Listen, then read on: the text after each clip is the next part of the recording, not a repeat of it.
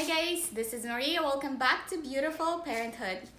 Today's video is on STEM toys, activities, books that you can incorporate with your preschoolers or all the toddlers. So my daughter is almost 3.5 and I also have a 1-year-old. So if you're new and you love what you see, make sure to subscribe to my channel. I post twice a week, Tuesday and Thursday. It's parenting related, Montessori related, open-ended toys, healthy lifestyle.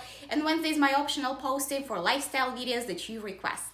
So STEM activities is a newfound passion of mine. I focus mainly on Montessori at home and Montessori activities. But Scarlett is growing up, so at 3.5, there is quite a few things you can do with your preschooler or older toddler. A first activity that I wanted to cover is exploring magnetic fields. And for that, you need pipe cleaners. I used about 6 of them and I cut them in about 1-inch pieces, and then we put them in a jar. I just used the little jar that I have the cookie shapes in. You can find anything, something you recycle usually, put it inside. We took a small magnet and then we took a bigger magnet and we created art out of it. We explored it. It was a really cool activity. This actually will interest even older kids because one of our neighbor's boys who is 7, almost 8 came in and he totally loved it. So if you have an older kid as well, then they both can enjoy this. This next activity is opening flowers. You can use different density of paper. I used just like a craft paper and then I also used tissue paper as well. And what you do, it's actually a good opportunity. Baby Justin is joining me. I don't know how long he's gonna last. But anyways, that's a great opportunity for you to practice cutting for your toddler and preschooler. It's very important for them to be able to do it. And then once you cut out the flowers, you put the sticker in the middle. It's also great to let them pick and makes it even more fun. Then you fold the flowers over and then you put it in a tub and watch it unfold. Different weight of paper will absorb water differently, so they will unfold with a different speed. And that's an opportunity for you to discuss what is actually happening behind the scenes, that the water is absorbing and that's why the flower is unfolding, but it's also actually beautiful to watch and play. We also did a rain cloud in a jar. For this one, you need a plastic jar, shaving cream. You can use food coloring. I would suggest gel food coloring because originally I used like a natural one and it didn't work. So I ended up using acrylic paint. And you also need a droplet. I bought mine in the craft store quite a while ago. And you let your child help you set up. I always do that with my kids. And you drop it and you see it running down the cloud into the jar, and it's a great opportunity to discuss weather, how rain forms, and honestly just have fun with it. My children loved it, and after we were done with the whole experiment, they completely covered in the shaving cream. I did it outdoors. It's pretty messy, especially if you have younger children, so I just hosed them down right there in the backyard.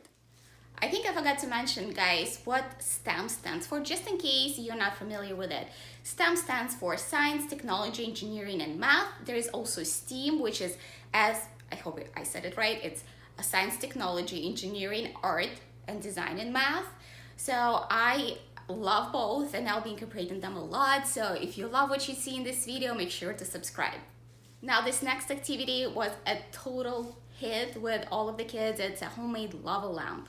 What you need for it is 2 glasses filled 3/4 with vegetable oil. I highly recommend vegetable oil.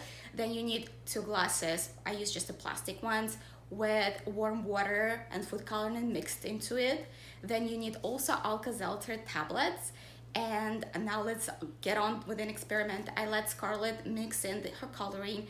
Then you pour the water into the glass with vegetable oil and just see it create the lava lamp. But that's not it. That's not all of it. You take Alka-Seltzer tablets and it makes it all bubble up, and it's just like so fascinating to watch. It was really fun. And then next, what the kids have done, I actually filmed a similar video before. I'll link it for you below, that goes over activities and science experiments. We just did putting the oil into the water and just watching it dissolve, and I've already covered that, so I'm not gonna talk too much about it. But it was fun. Kids loved it. Is also a big hit with all of the children, because soda and vinegar create one of the funnest reactions out there. I've already done soda vinegar and paint, again in the same video, I'll link it below, but today we did dancing raisins. And you can do dancing rice, dancing pasta, whatever object you can put in there. I would say raisins were probably the best. Pasta didn't float as well. So what you need a glass of vinegar, fill it up about 3/4, and then you also need soda, however much you want. What I suggest doing, put soda first, then put some raisins on top, then start pouring in the vinegar and wait for it to bubble up. And it erupts, it explodes. Kids love putting more soda and see it, erupt. It's a great activity. It was really fun and to see the raisins float up. I want to include a few toys into this specific video. So my daughter has been really into color mixing, and I've covered color mixing with pastels and chalks and all that stuff, but we also do color mixing with our magnets. I've showed this toy before in my videos and for activities. I actually have the whole playlist, check it out. But you can layer them on top of each other and it actually changes colors. So it's a great way to explore as far as like design goes, that yellow and blue make green and other color combinations. So that was a great one as well. Next one, I've actually filmed it so many times, but it never made it to my videos. I did post it on my blog. In my Friday favorites is the Hexbugs. The reason why Hexbugs are so awesome, because you can see how they work inside, and it's just made on friction. Basically, it's like this robotic roach. I can't explain it in any better way, but you turn it on and it starts vibrating. The way it's designed, the legs are rubber, so it starts moving around and running. Both my children love it. Scarlett, first time she had one was when she just turned 2, and she still loves it, and my 1.5-year-old totally loves it. So that toy is so awesome for so many different ages. And then there's also for older kids battle bots, there is aqua bots for the water. We had those too, but they got broken. My children tore it apart, but the whole line is really cool. I'll link it for you to check it out. I did a whole video on Montessori math, so I will link it for you below, guys, to check it out. It has materials, how you can incorporate it with preschoolers and such. There will be more videos of this coming to my channel, just because I am into STEM big time right now. And my next 2 videos for next week will be a Halloween tour of our house. We'll reveal our costumes. Ta-da! Thank you guys all for commenting for ideas for us, and I can't wait to share with you who we are gonna be. And also, I did these videos on Montessori at home and all the materials that I've purchased.